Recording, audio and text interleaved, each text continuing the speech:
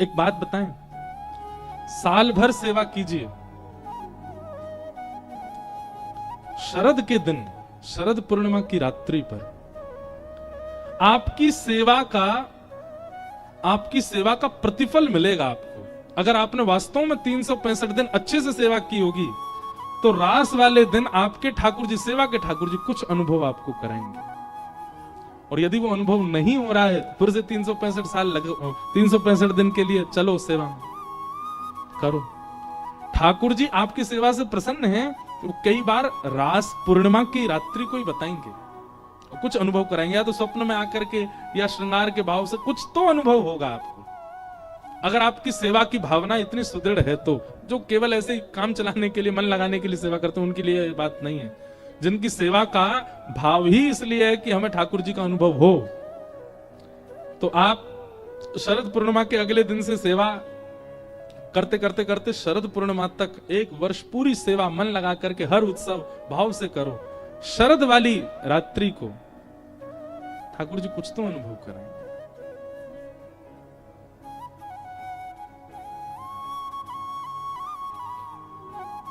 इस बार शरद पूर्णिमा हमने गोवर्धन में मनाई थी। रात्रि 1 बजे प्रवचन प्रारंभ हुआ था, 12:30-1 बजे, और सुबह 4 बजे तक चला था। हजारों की तादाद में लोग, पता नहीं कहां से आ गए इतने लोग, और गिरिराज जी की तलेटी में बैठकर के रास पंचाध्याय हुआ। इतने सारे रसिक जन, इतने वैष्णव जन, इतने प्रिय जन कहां कहां से आए थे, और सब नृत्य कर रहे थे। ये एक कभी विचार किया था मैंने कि कभी गिरी कंदरा में, गिरिराज जी की तलेटी में पूर्णिमा का चंद्रमा आकाश में हो और पृथ्वी के चंद्रमा लाल जी बगल में हो और चारों तरफ गोपियां नृत्य कर रही हूं, वो स्थिति इस बार पूर्णिमा पर दिखी। रात्रि बहुत सुख हुआ था। अब देखो इस बार की शरद पूर्णिमा पर ठाकुर जी क्या लीला करते हैं। शरद पूर्णिमा हर वैष्णव को उसकी 365 दिन की सेवा का रिजल्ट मिलता है शरद पूर्णिमा को। इसलिए वो सामान्य दिन मत मानिएगा। उस दिन ठाकुर जी कुछ तो अनुभव कराए, कुछ नहीं अनुभव कराया, प्रतीक्षा करो अगले वर्ष की, और सेवा करो, और भाव रखो, और उत्सव मनाओ, कृपा करेंगे। भगवान ने सब गोपी बाल और सब देवताओं के साथ भी रास विहार किया। आगे भागवत जी में युगल गीत आया। युगल गीत के पश्चात भगवान ने कई राक्षसों का वध किया। अब ठाकुर जी के विवाह की ओर चलें, द्वारिका लीला में प्रवेश करा दें। आज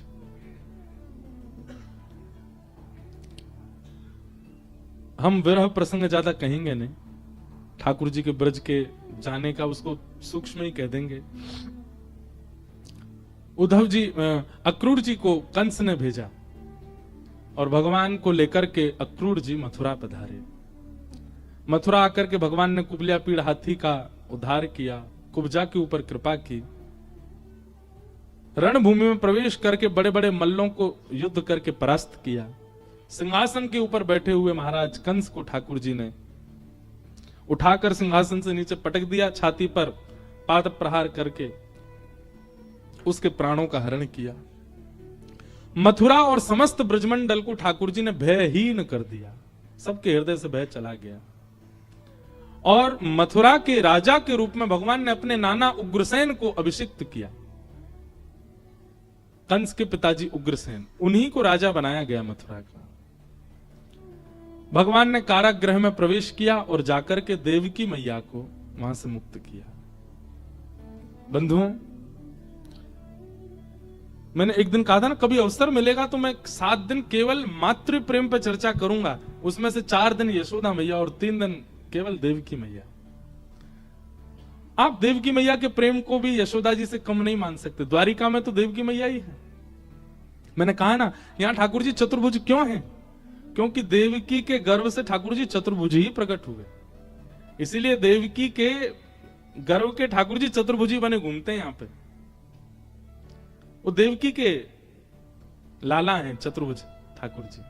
इसलिए ठाकुर जी, और द्वारिका में आप देखेंगे अधिकतर मंदिरों में ऐसा होता है कि ठाकुर जी के सन्मुख या तो उनकी गृहिणी होगी, पत्नी होगी, या फिर ठाकुर जी के वाहन होंगे, या ठाकुर जी का कोई प्रेमी होगा। पर मात्र द्वारिका में ऐसा दर्शन है कि ठाकुर जी के सन्मुख सामने बिल्कुल देवकी मैया बैठी है। यहां पे भी लाला ही हैं, बस देवकी के लाला है, इसलिए चतुर्भुज रूप में ठाकुर जी खड़े, देवकी मैया मां के सामने खड़े। मुझे नहीं लगता शायद मां के सन्मुख और कहीं भी दर्शन ठाकुर जी के हैं द्वारिका के अलावा, सामने मां खड़ी। नहीं तो अधिकतर गरुड़ जी होंगे, हनुमान जी होंगे, महादेव होंगे, कहीं कहीं रुक्मणी भी होंगी, लक्ष्मी होंगी। वैसे तो गृहिणी बगल में विराजती, इसलिए बगल में ही मंदिर होते हैं। यहां पे तो रूठ गई है, अधिकतर तो लक्ष्मी रूठी बैठी हैं, तो दूर ही हैं सारे, सब कहीं चले जाओ, जगन्नाथपुरी चले जाओ, महू रूठी बैठी हैं। तिरुपति बालाजी चले जाओ, वहां पे भी रूठी बैठी, नीचे पद्मावती। द्वारिका में भी नेक दूर ही बैठी हैं रुक्मणी मैया। तो इससे ये बात सिद्ध होती है कि ये तो माताओं के रक्त में ही है, वो रूठेंगी ही। हमने एक बार प्रश्न किया एक महापुरुष से कि ठाकुर जी की ध्वजा में सूर्य है, ये बात तो पता चलती, चंद्र क्यों है? तो इसका एक सीधा अर्थ तो यह है कि ठाकुर जी की ध्वजा, ध्वजा क्या सबको दिखती है, सबको दिखती है, मतलब सब पर प्रकाश उसका पड़े। और प्रकाश देने वाले पृथ्वी में दो ही हैं, सूर्य और चंद्र, इसलिए ठाकुर जी उनको रखते हैं, प्रकाश को ठाकुर जी ध्वजा में विराजमान करते हैं। पर एक हमारे महापुरुष बहुत अच्छी बात कह रहे, बोले ठाकुर जी के ध्वजा में सूर्य है, ये बात तो समझ आती, पर चंद्रमा क्यों है? मैंने क्यों है? वो ठाकुर जी के साले साहब हैं चंद्रमा। जब कभी भी लक्ष्मी लड़ने आती है भगवान से, ठाकुर जी ऊपर ही देखते हैं। तो लक्ष्मी जी कहती ऊपर क्या देख रहे हो? बोले तुम भी देखो, हमने साले साहब ऊपर बैठा रखे हैं अपने। कोई जीजा अपने साले को सिर पर बैठाता है? हमने बैठा रखे हैं। इस बात से लक्ष्मी मैया थोड़ी, जो गुस्सा उनका 100% होता है, वो 2, 4, 5, 20% कम हो जाता है। बोला अच्छा नहीं, हमारे भैया ऊपर बैठा रखे हैं, थोड़ा गुस्सा कम करें। तो ठाकुर जी ने इसलिए चंद्रमा बैठा रखे हैं कि ताकि लक्ष्मी का क्रोध कम हो। देखो हमने साले साहब, क्योंकि चंद्रमा कहां से प्रकटे? समुद्र नारायण से। और लक्ष्मी कहां से प्रकटे? यहीं से। तो इस नाते चंद्रमा भैया हुए लक्ष्मी जी के, और ठाकुर जी उनको ऊपर बैठाते हैं। हमारे श्री जगन्नाथपुरी वाले महाराज जी, पूज्य पिताजी महाराज के दीक्षा गुरुदेव, हमारे दादा गुरु श्री करुणध्वजाचार्य जी महाराज, वो इस बात को कहते हुए ठाकुर जी ने साले साहब ऊपर बैठा रखे हैं ताकि किसी बहाने से ही लक्ष्मी का क्रोध तो कम होने। पर एक बात कहें, लक्ष्मी जी का जो रुक्मणी अवतार है ना, और लक्ष्मी जी का जो सीता जी का अवतार, ये दो अवतार लक्ष्मी जी के ऐसे, यहां लक्ष्मी भी अति करुण है, अति दयालु। भागवत जी में तो लिखा है कि रुक्मणी जी को गुस्सा ही नहीं आता कभी। ठाकुर जी जबरदस्ती गुस्सा दिलाते हैं उनको कि आवे, फिर भी नहीं आता। कल सुनाएंगे प्रसंग प्रणय कलह। ठाकुर जी ऐसी बातें करते हैं कि रुक्मणी जी को गुस्सा आवे, और गुस्सा तो आता नहीं, मूर्छित और हो जाती हैं वो। ऐसी है, करुणावतार है लक्ष्मी जी का, रुक्मणी जी में। तो किस प्रसंग में कह रहे थे हम ये बात? हाँ, देवकी मैया। तो यहां देवकी मैया सामने खड़ी हैं ठाकुर जी के। मैया को जाकर के भगवान ने कारागृह से मुक्त किया।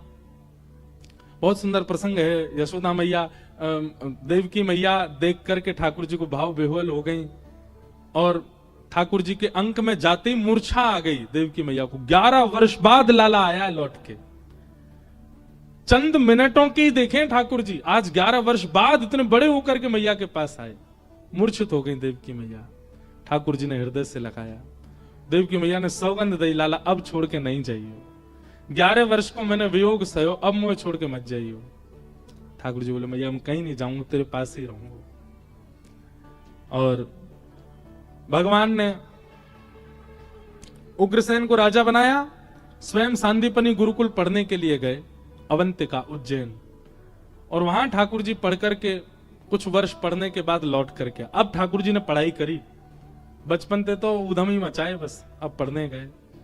लौट करके ठाकुर जी आए, बहुत वृंदावन की याद आ रही थी, तो उद्धव को भेजा, जाओ ब्रजवासियों से मिलकर के आओ। उद्धव जी महाराज वृंदावन गए, कह करके गए थे शाम तक आ जाऊंगा मैं, पर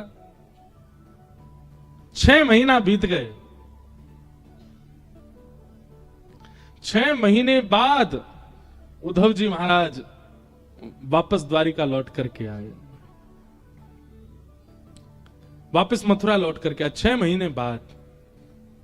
वहां गोपियों ने ऐसा पाठ पढ़ाया, उद्धव जी को ऐसा पाठ पढ़ाया भ्रमर गीत के माध्यम से, मधुपक तब बंधो माश प्रशांग्रिम सपत्न्या कुछ विलुलित माला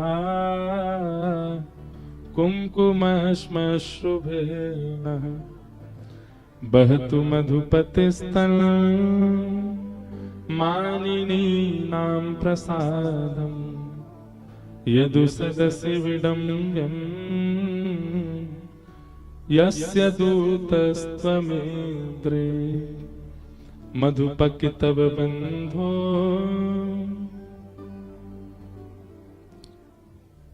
उद्धव जी को ज्ञान उपदेश किया गोपियों ने, और ज्ञान उपदेश नहीं, प्रेम उपदेश। 6 महीना बीत गए उपदेश सुनते सुनते। 6 महीना बाद उद्धव जी महाराज वापस आए मथुरा।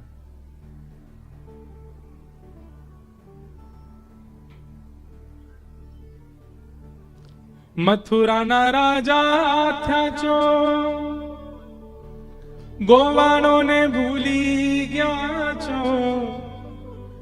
मथुरा ना राजा थ्या गोवारों ने भूली गया छो। मानीती ने भूली गया छो रे। हे ओधाजी ने मारा वाला ने बढ़ीने के जो माने तो मनावी ले जो रे। हे ओधाजी रे मारा वाला ने बढ़ीने के जो जी। हे उद्धव, गोपियां कह रही हैं अब मथुरा का राजा बन गया है वो, हम सब गोप ग्वालों को गवारों को भूल गया है, अपनी मैया को भूल गया है। हमारे ब्रज में, ये तो गुजराती भाषा में गाते हैं, बड़ा प्रसिद्ध है उद्धव जी के लिए। हमारे ब्रज में भी गाते हैं। अब मुझे ज्यादा इस प्रसंग में जाना नहीं है, लेकिन मानो द्वारिकाधीश को बार बार जब भी देखता हूं तो ऐसा लगता है कि कहीं मैं संदेश वाहक तो नहीं हूं ब्रज का।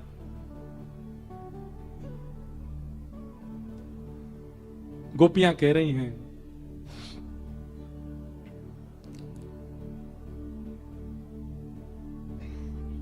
हे उद्धव,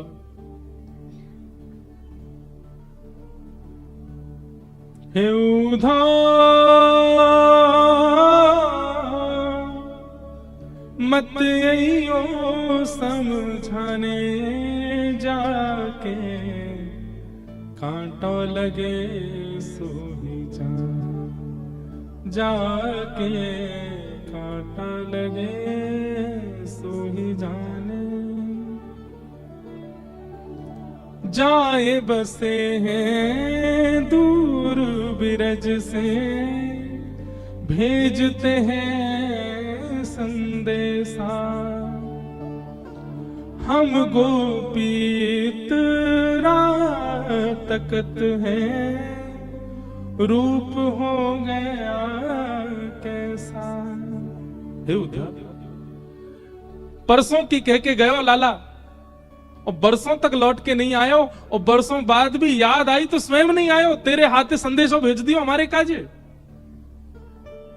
उद्धव, आज तेरे संदेश आते हमको एक चीज पता चली, कहा हमने कैसो प्रेम कियो, वाको प्रत्युत्तर मिलो हमें आज। ऐसो प्रेम कियो कि लाला ने वर्षन बाद संदेशों भिजवाए हुए। हम गोपीन को मुखमंडल देखो, यमुना जी को जो जल खारो भयो है ना, ये जल खारो कोई और कारण नहीं है, यहां रोवे वाली समस्त गोपी गोप ग्वाल और गैयान के आंखन के आंसू हैं जो यमुना के जल को खारो बना रहे हैं। अच्छा उद्धव, हम पे दया नहीं आवेगी, ग्वालन पे दया नहीं आवेगी, गैयान पे दया नहीं आवेगी। पथराई मैया की अखियां दर्शन उसका पाने जाके कांटा लगे सूही जाने। यशोदा मैया, इनने कहा बिगाड़ो लाला को, अरे इन पे तो न एक दया कर दे। पत्थर के भांति है गई है यशोदा मैया की नेत्र, वा को दर्शन करवे के काजे।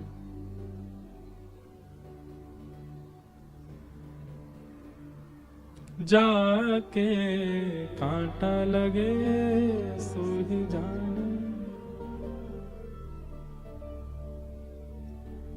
मोर मुकुट वैजंती माला, उसको दीजे जाए। कहियो असुअन जल सो यमुना, खारी ना हो जाए। ले जाओ ये वंशी उधो, उसको याद दिलाने जाके कांटा लगे सोही जान। हे उधो मत यो समझाने जाके कांटा लगे सोही जान। जाके कांटा लगे सोही जाने। उद्धव,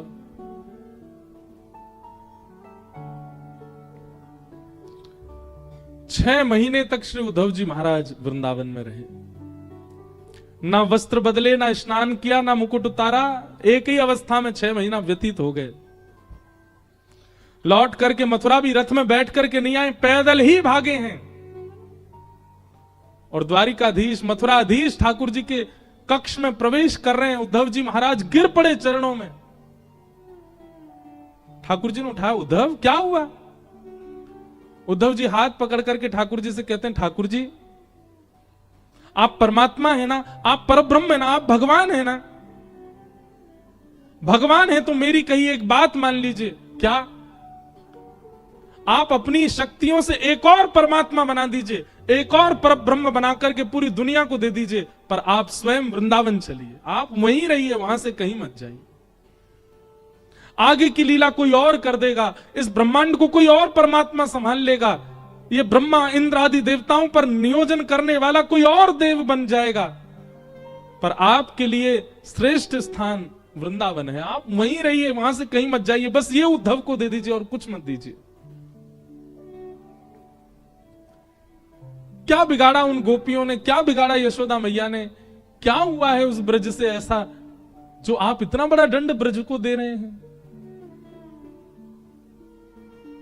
मुझ उद्धव की बात मान करके कृपा करके ये वरदान दे दीजिए कि आप 2 हो जाइए और अपने ऐश्वर्य को आगे की लीला में भेज दीजिए, पर आप स्वयं वृंदावन चलिए और मैं आपके संग चलूंगा, वहीं रहिए। आप वृंदावन छोड़ के कभी मत जाइए नाथ, आपके लिए सर्वश्रेष्ठ स्थान। मैं बृहस्पति का शिष्य, मैं ऋषियों का महामंत्री, मैं उद्धव साक्षात आपसे कह रहा हूं कि आप वृंदावन में रहिए, वहां से कहीं मत जाओ।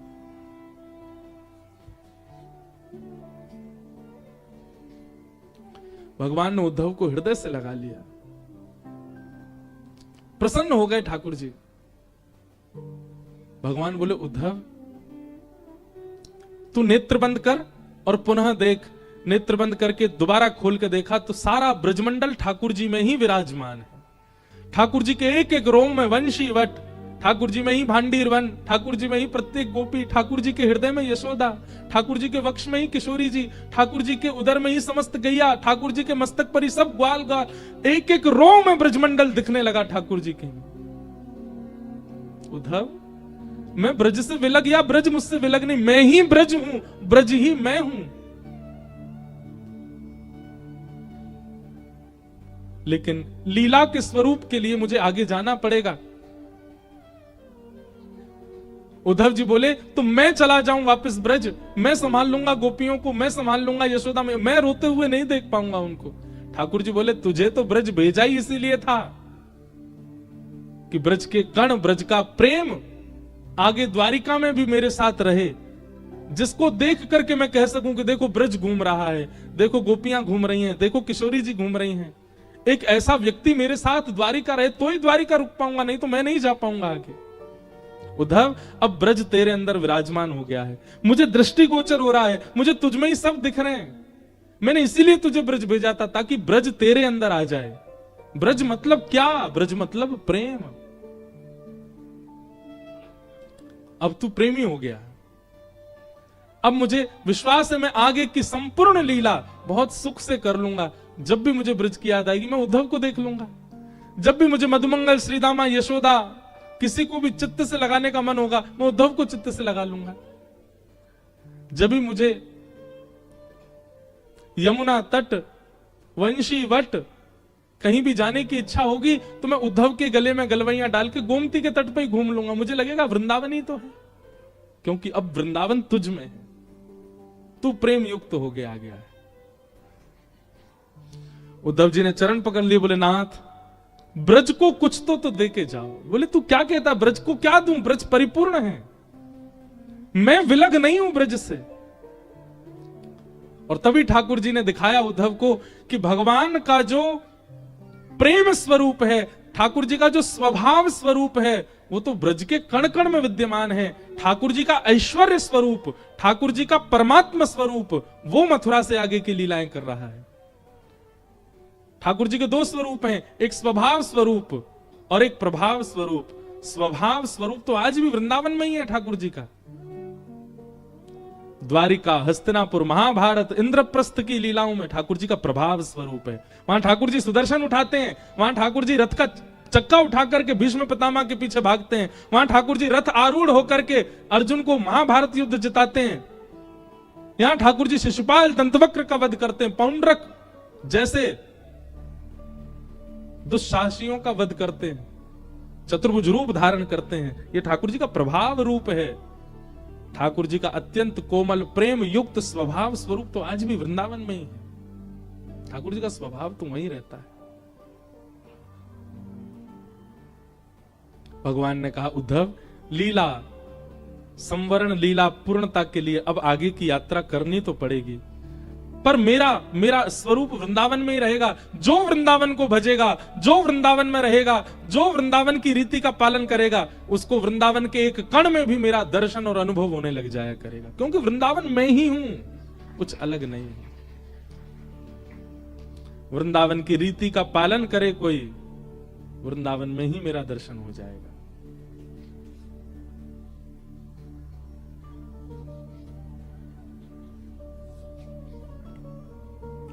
भगवान उद्धव से प्रसन्न हो गए। उद्धव के प्रेम भाव को देखकर ठाकुर जी को व्रज कितना प्रिय है, प्रेम कितना प्रिय है। उद्धव को ब्रजवासी बना दिया 6 महीना। अब चलो, अब द्वारिका में मन लगेगा। क्यों? जब वृंदावन की याद आएगी उद्धव को देख लूंगा मैं। ठाकुर जी 17 बार चढ़ाई की मथुरा के ऊपर जरासंध ने, 18वीं बार चढ़ाई करने लगा। ब्राह्मणों को अनुष्ठान में बिठा करके आया था और कह के आया था अगर अब की बार हार गया तो तुम सब ब्राह्मणों को मार दूंगा। ब्राह्मणों की रक्षार्थ भगवान रण छोड़ करके द्वारिका आ गए। बोलो रण छोड़ राय भगवान की। ठाकुर जी रण छोड़ करके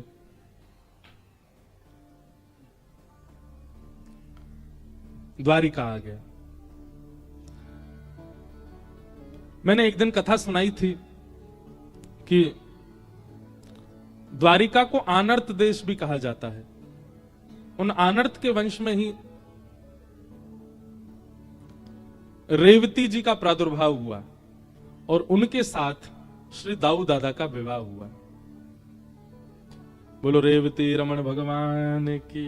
कौन है रेवती रमण? श्री दाऊ दादा बलभद्र जी। उनके साथ ठाकुर जी का, बलदाऊ जी का ब्याह हुआ।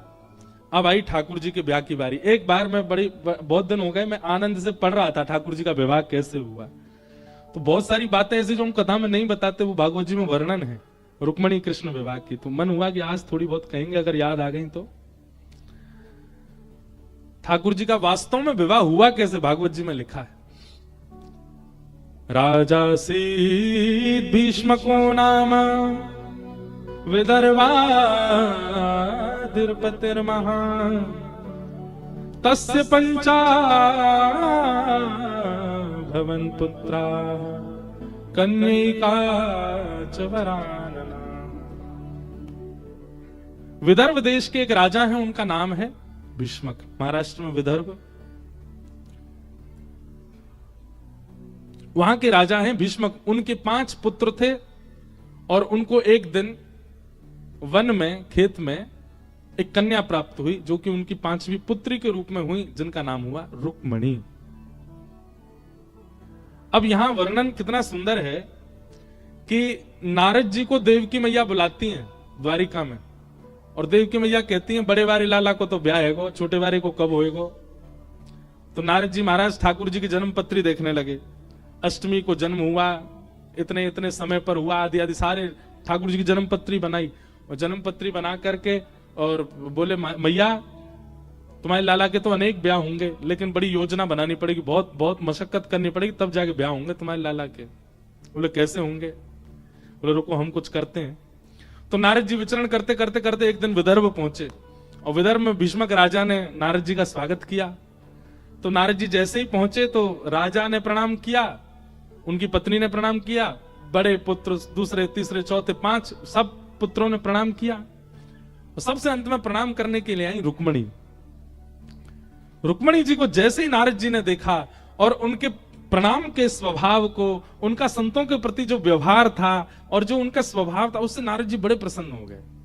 नारद जी के चित्त में और कुछ नहीं आया, सीधे यही आया, बोले ये तो ठाकुर जी को ब्याह होना चाहिए, इनका तो ठाकुर जी से होना चाहिए।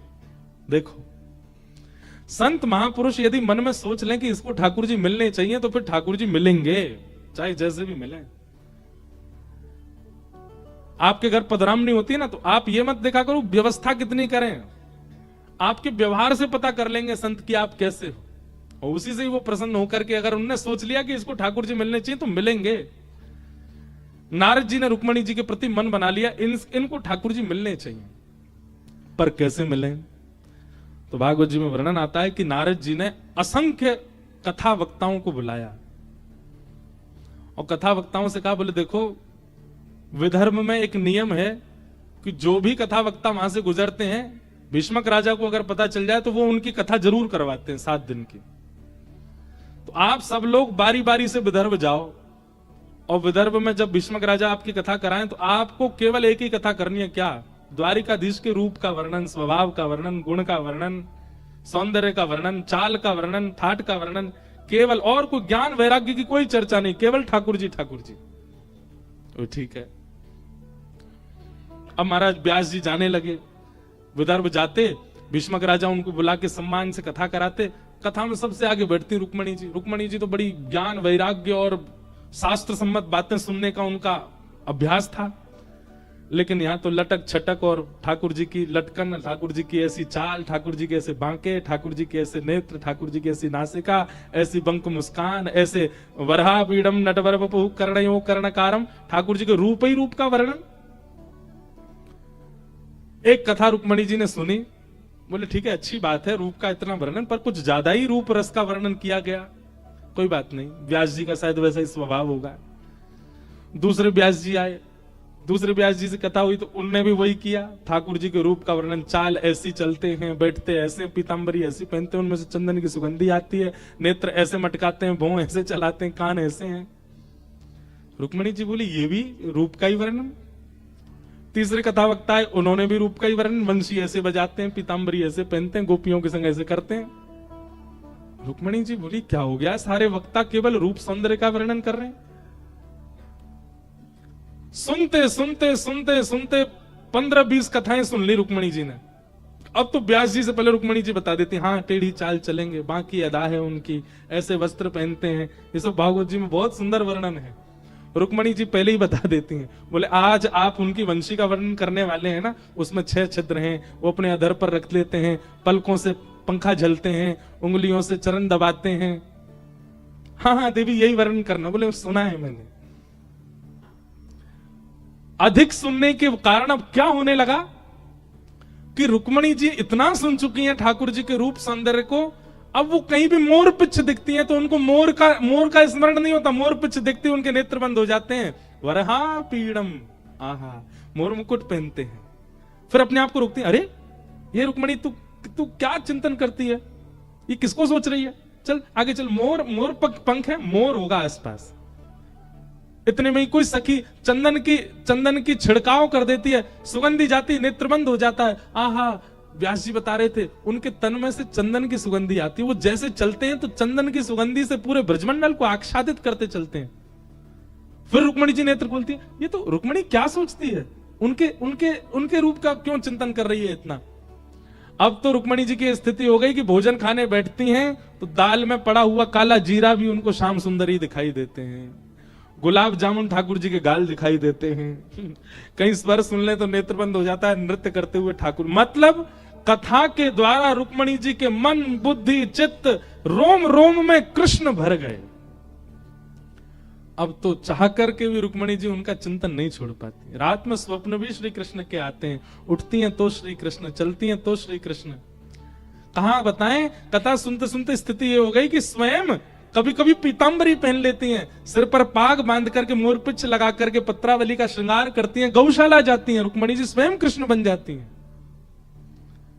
चिंतन करने तमाल वृक्ष को देख के दौड़ती हैं, आलिंगन कर लेती हैं, ये मेरे श्री कृष्ण।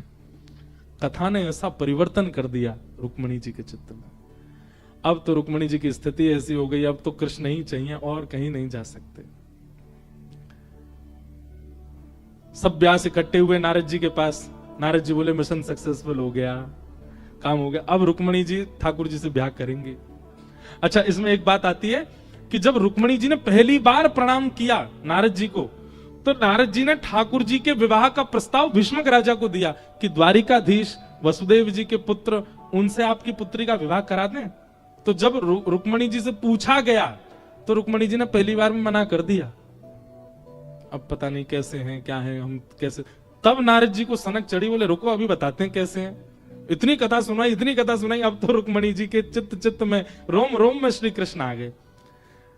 नारद जी बोले काम हो गया, अब ब्याह हो जाएगा ठाकुर जी का, हम बराती बनेंगे, नाचेंगे, गुलाब जामुन खाने को मिलेंगे, सब देवता प्रसन्न हो गए, बोले जय हो, ठाकुर जी को ब्याह कराओ जल्दी। जिन लोगों का नाश हो चुका होता है वो चाहते हैं सबका हो। हमारे पीछे भी दुनिया हाथ धो के पड़ी है, ऐसा नहीं है, विनोद में कह रहे हैं हम तो बात। द्वारिका तो ब्याह की भूमि, यहाँ तो ब्याह ही ब्याह की है ठाकुर जी ने। नारद जी बोले अब काम बनेगा, सब तैयारी कर लो, हे इंद्र आदि देवताओं सब अपनी अचकन बनवा लो, बढ़िया वाले कुर्ते बनवाओ, ठाकुर जी का ब्याह होगा। नारद जी गए द्वारिका में जाके देव की मैया से बोले आपके लाला के काजे बहुत बढ़िया छोरी देख ली मैंने, और वो पूर्ण रूपेण आपके लाला के लायक है। रुक्मणी जी का जब रूप, सौंदर्य और गुण वर्णन किया, ठाकुर जी वहीं बैठे थे। अब ठाकुर जी मना करने लगे, नहीं मैंने नहीं कर, मुझे नहीं करना ब्याह। नारद जी बोले जैसे तैसे मैंने वहां सब व्यवस्था बनाई, अब ये मना कर रहे हैं, रुक जाओ। फिर से व्यास बुलाए सबरे, और सब व्यास से बोला अब जाने का प्रयास, अब सबरे कहां जाओगे, अब द्वारिका जाओ, और द्वारिका जाके रुक्मणी जी का रूप वर्णन करो। श्रीमद् भागवत जी के 10वें स्कंद में ये भाव वर्णन है कि वहां रुक्मणी जी को कृष्ण कथा सुनाई गई है, और यहां द्वारिका में ठाकुर जी को रुक्मणी जी का चरित्र सुनाया गया। अब व्यास आमे, ठाकुर जी तो सभा में बैठते, सबसे मिलते, महाराज ठाकुर जी प्रणाम, हम व्यास हैं, हम उज्जैन से आए। अच्छा व्यास जी, शाम को भैया 2 घंटे का सत्र व्यास जी का होगा, सब कथा सुनेंगे, सब यदुवंशियों से कह दो। सब यदुवंशी इकट्ठे होते, ठाकुर जी आगे बैठते, यजमान बनते, यजमान बनते ही सीधे व्यास जी कथा कहां से प्रारंभ करते, राजा भीष्मको नाम, एक भीष्मक नाम के राजा हैं, उनकी 5 पुत्र हैं, एक पुत्री है, उसका नाम है रुक्मणी। रुक्मणी के नेत्र ऐसे हैं, रुक्मणी की नासिका ऐसी, रुक्मणी ऐसी दाल बनाती है, रुक्मणी ऐसे प्रसाद पवाती है, रुक्मणी ऐसे चलती है, ऐसे देवी पूजन करने जाती है, ऐसी चुनरी पहनती है, उसके केश ऐसे हैं, उसके गाल ऐसे हैं, उसका स्वभाव ऐसा है, उसकी वाणी ऐसी है। ठाकुर जी बोले तो कोई नई ग्रंथ की रचना हुई है भैया, ये हमने तो पहली बार सुना, हम तो कथा में अधिकतर अपना ही पर ब्रह्म रूप सुनते हैं, पर ये तो कोई नए ग्रंथ की रचना। एक कथा हो गई, बोले बहुत बढ़िया व्यास जी, बहुत बढ़िया कथा सुनी, अब अगली बार थोड़ी ब्रज लीला भी सुनाना। बोले जी। दूसरे व्यास जी आए, उन्होंने भी रुक्मणी चरित्र सुनाया। तीसरे व्यास जी, अब तो 10-15 व्यास सुना के रुक्मणी। अब यहाँ ठाकुर जी की भी स्थिति यही हो गई, नेत्र बंद करते हैं तो उनको रुक्मणी जी दिखती हैं, चलते हैं तो रुक्मणी जी दिखती हैं, कहीं पर गुलाबी साड़ी दिख जाए तो उनको रुक्मणी जी दिखती हैं। द्वारिका में जिनकी नए नए ब्याह हुए हैं उनके रूप देखते हैं बहुओं के, तो ठाकुर जी अनुमान लगाते हैं इसके नेत्र तो थोड़े बड़े हैं। व्यास जी ने तो ऐसे बताया ना, कटाक्ष जैसे नेत्र हैं रुक्मणी के, उसकी नासिका ऐसी है। नारद जी बोले काम हो रहा है, यहाँ पर भी चल रहा है। अब चित्त वृत्ति में रुक्मणी बैठ गई है। एक दिन ठाकुर जी बैठे थे गोमती जी के तट पर और दर्शन कर रहे थे, तभी नारद जी आए और नारद जी ने आकर के ठाकुर जी से कहा, भगवान अब ब्याह कर लीजिए आप। ठाकुर जी नेत्र बंद करके बैठे थे। नारद जी बोले भीष्मक राजा की पुत्री का चिंतन कर रहे हैं। ठाकुर जी तुरंत नहीं नहीं, किसने कहा मैं उनका चिंतन तो बिल्कुल नहीं कर रहा हूं। नारद जी बोले मुझे सब पता है, आप उन्हीं का चिंतन कर रहे हो ठाकुर जी, वो आपके बिल्कुल योग्य हैं, आप उन्हीं से ब्याह कर। ठाकुर जी बोले देखो मां के सामने हमको बोलने में बहुत शर्म आती, पर हमारा मन तो बहुत है कि उनसे ही हो जाए हमारा ब्याह। तुम ही कोई योजना बनाओ, योजना बना करके कोई ऐसी लीला करो कि माता पिता को इन्वॉल्व ना करना पड़े और हमारा ब्याह हो जाए। हमको बहुत संकोच होता है उनके सामने। नारद जी बोले आपने भी किसको व्यवस्था दी है, रुको अभी बनाता हूं। और ऐसी योजना बनाई नारद जी। नारद जी का तो काम ही है नमक मिर्च नींबू तो संगी लेके चलते हैं। क्या योजना बनाई? भगवान के जो साले साहब हैं रुक्मी, उनके चित्त में ठाकुर जी के प्रति पूर्ण रूपेण विरोध भाव प्रकट करवा दिया। और उसको यह पता चल गया कि रुक्मणी ठाकुर जी से ब्याह करना चाहती है, तो उसने जल्दीबाजी में अपने मित्र शिशुपाल से रुक्मणी जी की सगाई कर दी और रुक्मणी जी से कह दिया तैयारी रखना, मैं इन्हीं से तुम्हारा ब्याह कराऊंगा। रुक्मणी जी ने यह बात जाकर के अपनी भाभी से कही। उन्होंने कहा कि आप पत्र लिखो और ठाकुर जी को पत्र लिख करके अपने हृदय के भाव बता दो।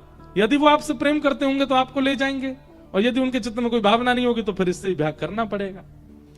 रुक्मणी जी ने ठाकुर जी के लिए सुंदर पत्र लिखा।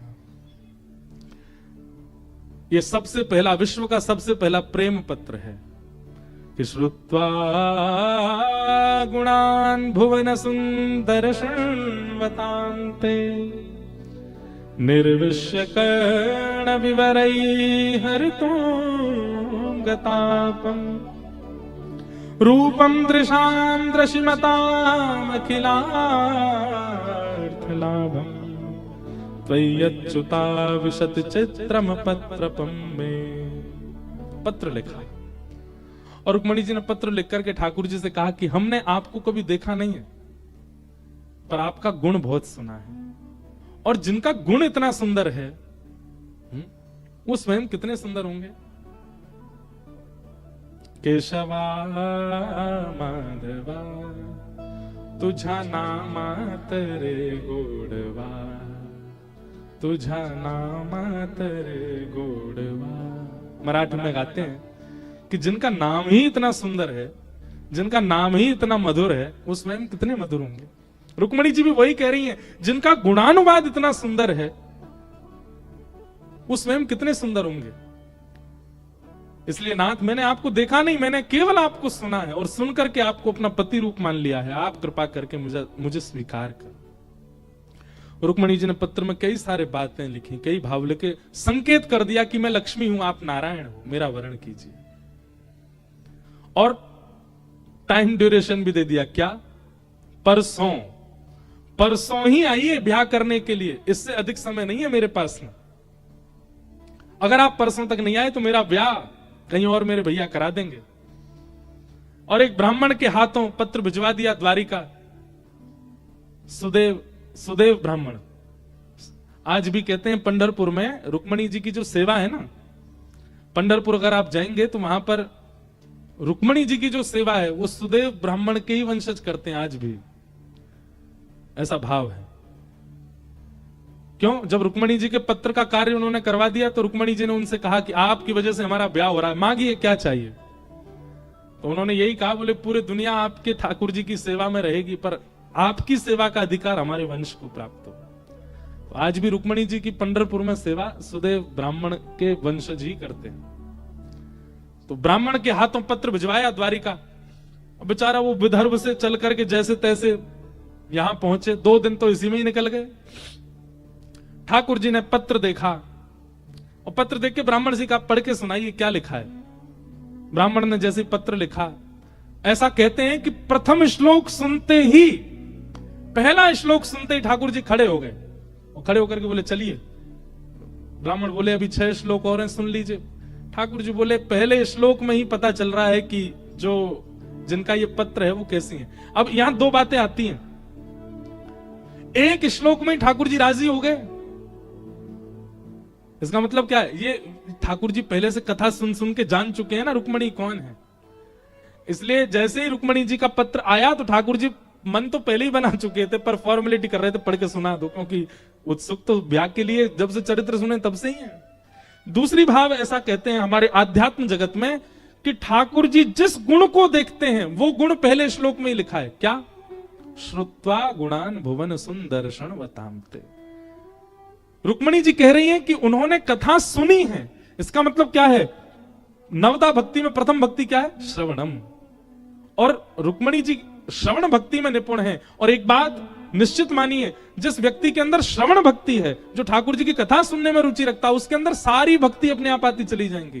ठाकुर जी बोले ये कन्या श्रवण भक्ति में निपुण है, इसका मतलब है ये मेरी गृहिणी बनने के और मेरी प्राप्ति की पूर्ण अधिकारिणी है। इसके अंदर सारे गुण होंगे अगर श्रवण का गुण है तो।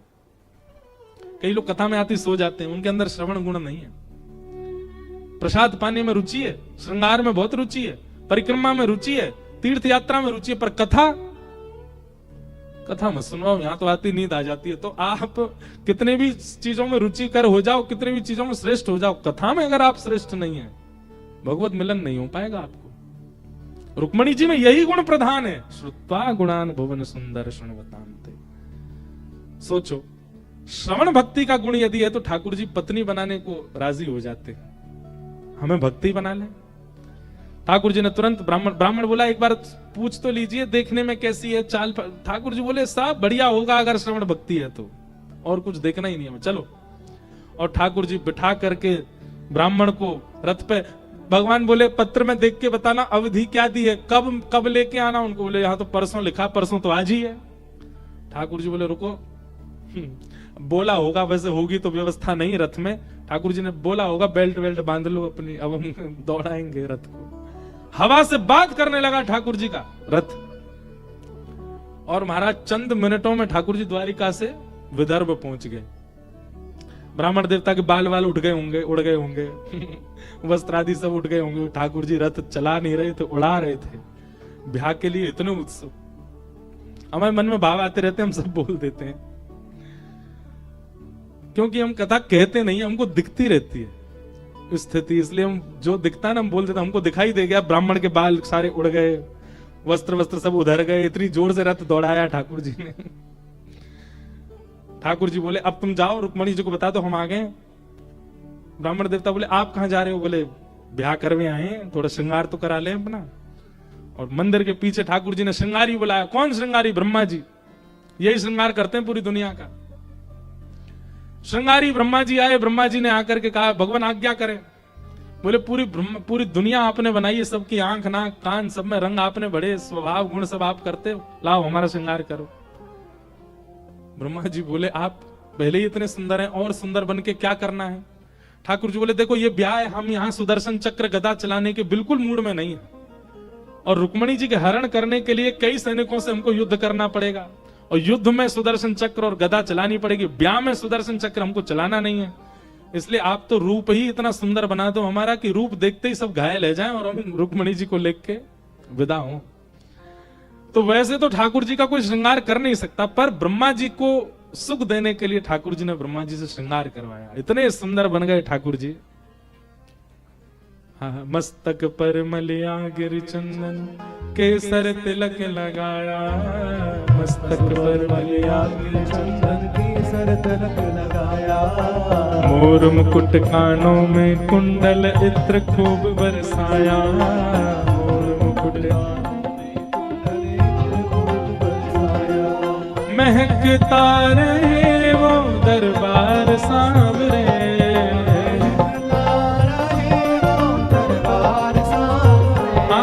महकता रहे वो दरबार सामने।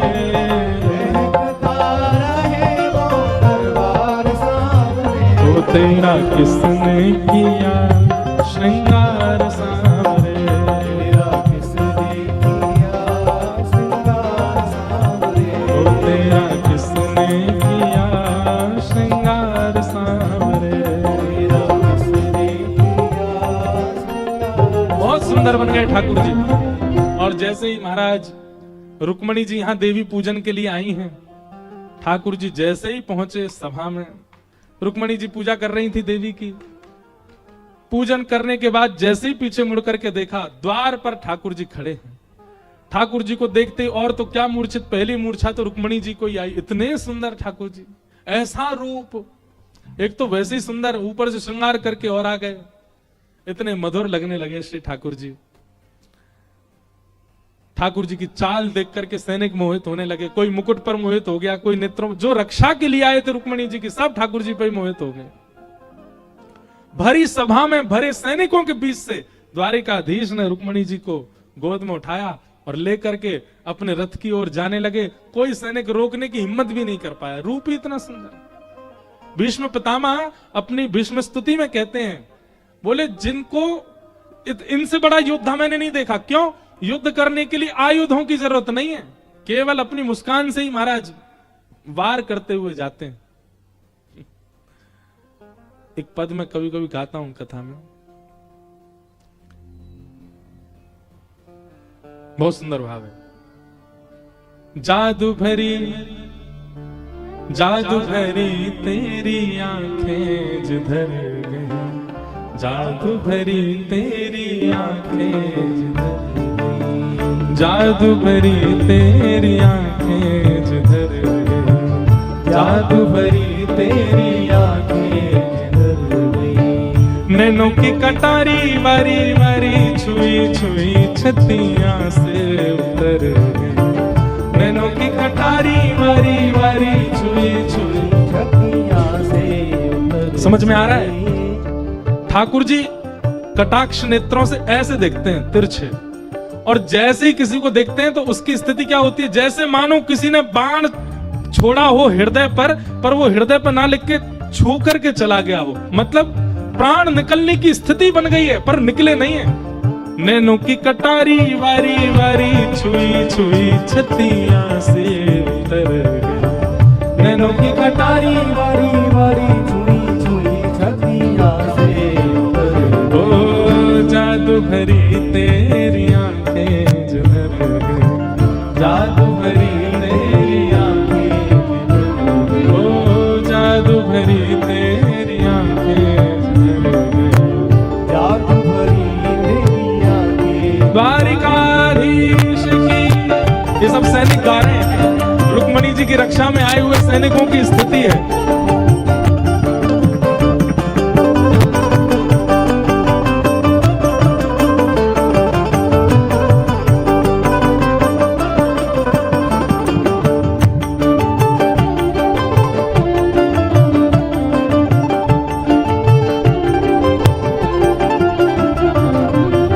अब पल पलक तरत नहीं तारे, अब पल पलक,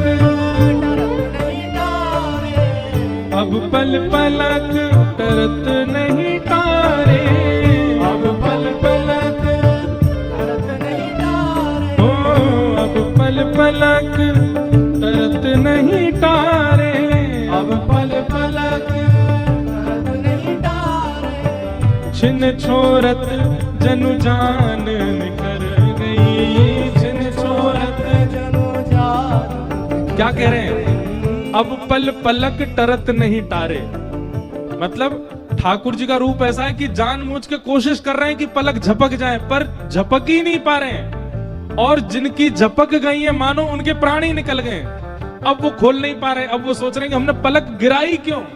अब पल पलक तरत नहीं तारे, अब पल पलक तरत नहीं तारे। छिन छोरत जनु जान निकर गई, छिन छोरत जनु गाओ। ओ जादू भरी तेरी आंखें जिधर गई, जादू भरी तेरी आंखें, ओ जादू भरी तेरी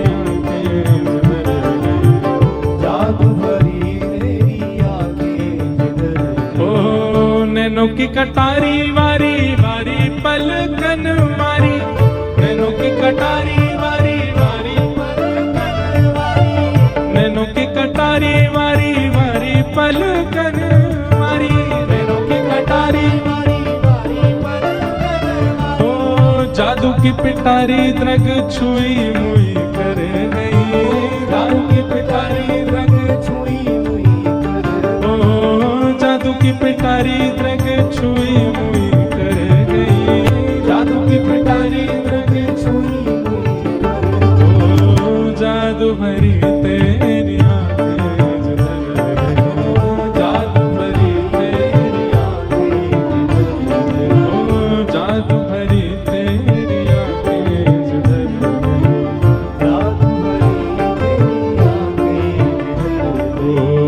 जादू भरी तेरी आंखें जुदर गई, जादू भरी तेरी आंखें।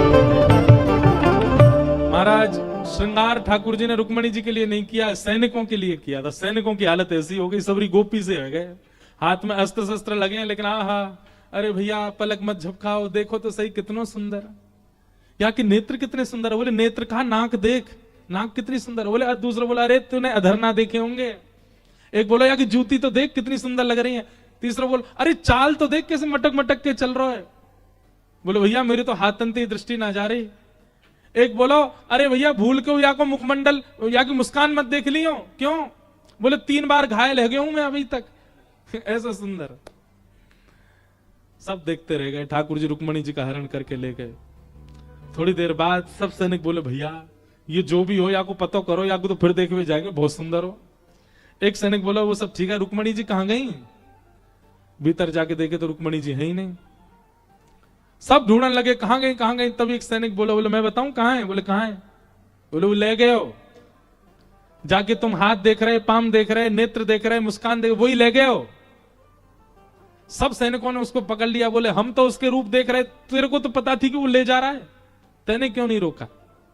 बोले मैं रोकवे गयो, मैं रोकवे गयो, पकड़वे गयो, लेकिन जैसे ही मैंने रुक्मणी जी गोद में उठाई ना, दोनों की जोड़ी बहुत बढ़िया लगी मुझे। मैंने कि ले जान दो, बहुत अच्छे लग रहे हैं दोनों।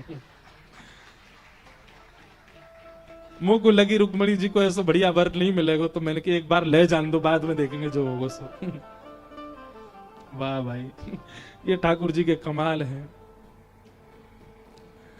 रुक्मणी जी का हरण करके ले गए। रुक्मी नाम का जो भगवान का साला था, उसको पता चली तो उसने बीच रास्ता में ठाकुर जी के पीछे सैनिक लगा दिए, स्वयं भी लग गया। ठाकुर जी बोले, हम तो सोच रहे थे कि बिना शस्त्र अस्त्र लड़ाई के ब्याह हो जाए हमारा, पर होगा नहीं। यशोदा मैया की सौगंध खिला दी उसने। बोले अगर यशोदा मैया को दूध पियो है तो रुक जा भैया। ठाकुर जी ने तुरंत चाबुक खींचा, रथ रोक दिया। रुक्मणी जी बोली, ज्यादा कुछ मत कहिएगा, हमारे भैया हैं। नहीं, बस प्रसाद देके आएंगे थोड़ा सा। ठाकुर जी उतर करके गए, आधी दाढ़ी मूंछ और केस मुड़ दिए उनके, अपने साले साहब के। फिर वर्णन आता है कि बलराम जी आए बीच युद्ध में। बलराम वहां द्वारिका में किसी को पता थोड़ी है ठाकुर जी कहां गए। जब सुबह देखा कि ठाकुर जी है नहीं, तब जांच पड़ताल की गई, देखा गया घुड़साल से घोड़े भी चले गए, रथ भी चला गया, कहां गए ठाकुर जी। तब जाकर के एक सैनिक ने बताया, बोले एक ब्राह्मण आया था पत्र लेकर के, वो पत्र दे के 5 मिनट में तो ठाकुर जी चले गए, और इतनी द्रुत गति से गए कि क्या बताएं। तो रथ के पहियों के निशान देख करके बलराम जी सैनिक लेके पीछे, अभी तक भी ये नहीं पता लाला गए कहां हैं। बीच रास्ता में जब ठाकुर जी ने, बलराम जी ने देखी रथ खड़ो है, सब सैनिकन से युद्ध कर रहा लाला, तभी देखी रथ में कौन बैठा, तो घूंघट करके रुक्मणी जी बैठी थी। तो बलराम जी पहले रुक्मणी जी के पास गए, देवी आप कौन हैं? रुक्मणी जी ने उतर के प्रणाम किया। बोले हम रुक्मणी हैं, आपके भैया हमारा हरण करके ले जा रहे हैं। अब ये बात सुनकर के बलराम जी बोले, हरण करके ले जा रहे हैं? पूरी बात बताई, विवाह का मन है दोनों के मन में भाव, लेकिन आप जाके रोकिए ना, ये हमारे भैया पर बहुत आक्रमण कर रहे हैं, बहुत कहीं ज्यादा मारे ना उनको। तो बलराम जी ने फिर यहां उपदेश किया रुक्मणी जी को, भ्रातापि भ्रातरम हन्या तेन घोर तरस्ततः। रुक्मणी, ये राजधर्म बहुत विचित्र है, यहां कभी कभी तो भाई भाई लड़ लेते हैं, परंतु मैं लाला को समझाऊंगा जाके, अभी कुछ नहीं कहेगा। तुरंत बलराम जी पहुंच गए। हे लाला, तुरंत ठाकुर जी स्तब्ध हो गए। भैया आप कैसे आए? बोले तू तो बिन बताए ब्याह करने लगो हैं, मां पूरी द्वारिका बाट नहीं आ रही, तू यहाँ ब्याह कर रहा है ना? अभी क्यों ना, बहू लेके आ रहा हूं, ब्याह तो आप लोग कराओगे। बोले वाह तेरू ब्याह अद्भुत है, माता पिता बहू लेके आ, मैं तू खुद ही बहू लेके जा रहा है। अब भाई भैया विस्तार से बात बाद में करेंगे, यहाँ युद्ध चल रहा है यार देखो। बलराम जी बोले तू बहू लेके जा, मैं देखूं यार। और बलराम जी ने सुलह करा करके रुक्मी को वापस भेजा। ठाकुर जी द्वारिका आए। द्वारिका आकर के वसुदेव देव की द्वार पे ही खड़े थे। भगवान ने कही जी हमसे ब्याह करना चाहे या हमारे हमन को ले आए, अब आप हमारो ब्याह करा दो। वसुदेव जी बोले लाला ऐसे ब्याह ना होए, ऐसे बहू ले आए हो कि माता पिता परिवार सब होने चाहिए, चल वहीं चलेंगे, विदर्भ में ही ब्याह होएगा। विदर्भ पत्र भेजा गया कि हम आपकी पुत्री को भी भेज रहे हैं और लाला की बारात लेके आ रहे हैं, आप तैयारी करो, लाला को ब्याह होएगा। रुक्मणी जी वापस विदर्भ गई और विदर्भ जाकर के फिर तैयारियां प्रारंभ हुई। अब यहां वर्णन ऐसा भी आता है कि सब लोगों ने रुक्मणी जी को बहुत डिमोटिवेट किया ठाकुर जी के लिए। उनका रूप ऐसा है, उनकी चाल ऐसी है, उनके माता पिता का पता नहीं है, उनके इनका पता नहीं है, इनका। तो रुक्मणी जी जो भगवान के साथ द्वारिका गई, इस बीच में क्या दोनों की कोई बात नहीं हुई? रुक्मणी जी जब द्वारिका आई थी पहले, तो ठाकुर जी को उन्होंने बताया कि आपसे हमारी प्रार्थना, जब आप ब्याह के लिए आओ तो जितने भी मेरे परिवार के लोगों के चित्त में संशय हैं, वो सारे संशय दूर कर दीजिएगा। सब आपको लेकर के बहुत संशय में है। कोई कहता आपकी चाल टेढ़ी है, कोई कहता आपके माता पिता का पता नहीं, कोई कहता आपका रूप सुंदर नहीं, कोई कहता आप काले हो ऐसे वैसे। ठाकुर जी बोले अभी कोई कमी लग रही है हमें? बोले आप तो बस पूरे, तो हम आपको देख ही नहीं पा रहे हैं, चरण देख के बात कर रही हैं, आपसे इतने सुंदर लग रहे हैं। बोले बस इससे 21 ही बन के आएंगे, आप चिंता मत करो। आज ठाकुर जी दुल्हा बन के आए। रुक्मणी जी ने पहले ही बता रखा है कि हमारे यहां सब विपरीत हैं आपसे। जैसे ही आए, अब सब केवल रिवाज निभा रहे हैं, किसी को भी पसंद नहीं था ये ब्याह। रुक्मणी जी को कई लोग तो रो रहे थे, इतनी सुकोमला हमारी रुक्मणी और ऐसे से ब्याह कर रही है। ठाकुर जी की बारात जैसे ही पहुंची कौंडन्यपुर, और महाराज जैसे ही बारात में दुल्हा को देखा, कितनी मूर्छित भई, कितनी पागल भई, कितनी बावड़ी भई, कितनी रो रो करके अपनी छाती पीटन लगी कि या ते हमारो ब्याह कराओ, ये तो हमारे लायक हैं। अरे मैया तेरे हाथ पांव जोड़े, रुक्मणी को कोई और थी, इससे तो हमारा ब्याह करा दो। सब ऐसे हो गए। कहां तक कहें, अटारियों पर चढ़ करके कई गारी सुनाने को खड़ी थी ठाकुर जी को। हमारे ब्रज में गाते हैं, मुकुट धर सांवरे रे लाला, दोए बापन के जाए। वारे मुकुट धर सांवरे, दो पिताजी हैं आपके। एक द्वारिका में बसे रे लाला, दूजे गोकुल राय। मुकुट धर सांवरे रे लाला। ये पद पता पूरा नहीं गाता, इसमें बहुत गालियां हैं आगे, गाली दे रही हैं ठाकुर जी को। पर जैसी गाली देने लगी, दो बापन के जाए, सोई ठाकुर जी ने ऐसे दृष्टि ऊपर करके देखा जो गाली दे रही थी उनको। वो सब मुकुट धर सांवरे कहने तो भूल गई। विदर्भ के राजा भीष्मक जी को कहने लगी दो बापन के जाए। उनको गाली देने लगी।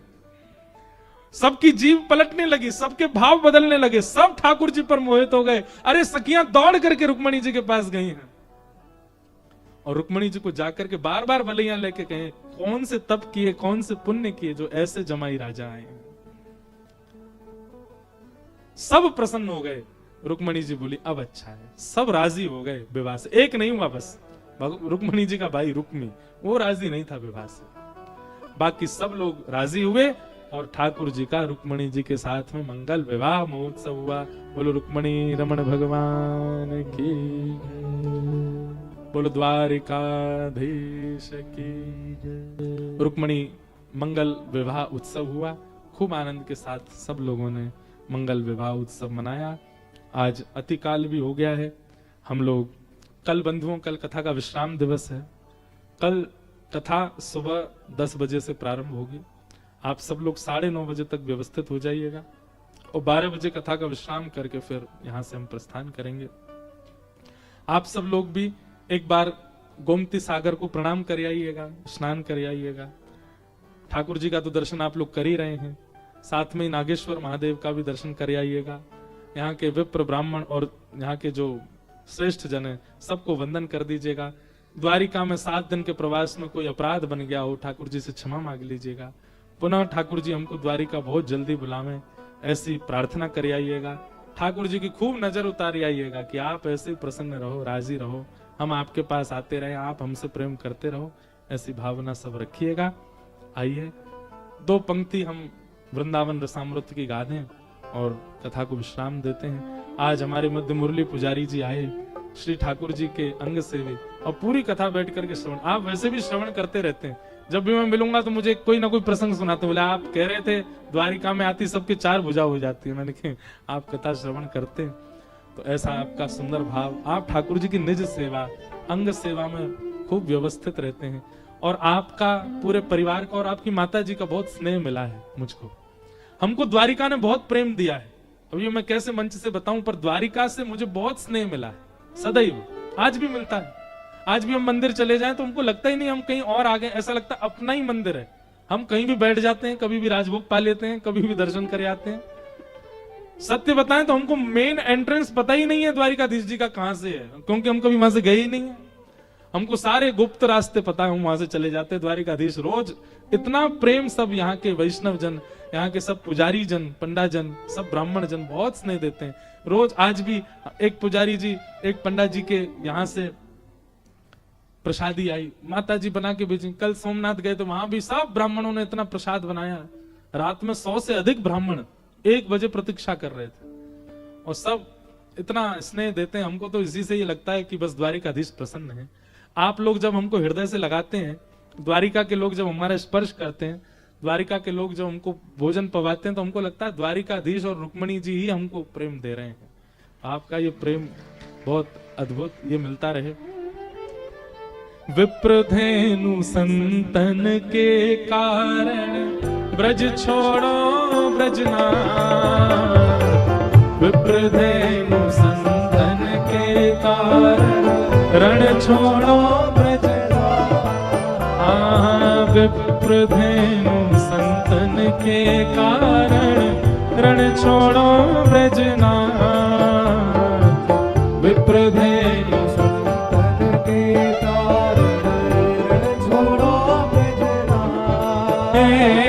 गोमती तट द्वारवती पधारे, गोमती तट द्वारवती पधारे, गोमती तट द्वारवती पधारे, गोमती तट द्वारवती पधारे। वो कहलाए द्वारिका नाम, वृंदावन प्यारो वृंदावन, वृंदावन प्यारो वृंदावन, देश वृंदावन मेरो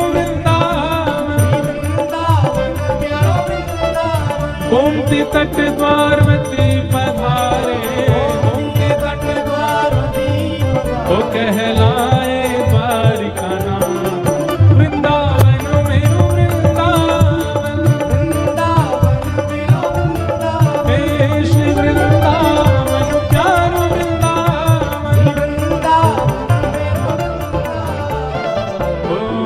जिनकी कृपा से यह रस प्रगट वृंदावन अभिराम, जिनकी कृपा से यह रस प्रगट वृंदावन अभिराम, जिनकी कृपा से यह रस प्रगट वृंदावन अभिराम, जिनकी कृपा से यह रस प्रगट वृंदावन अभिराम। सप्त निधिन को ही उजियारो, सप्त निधिन को ही उजियारो, यह आनंद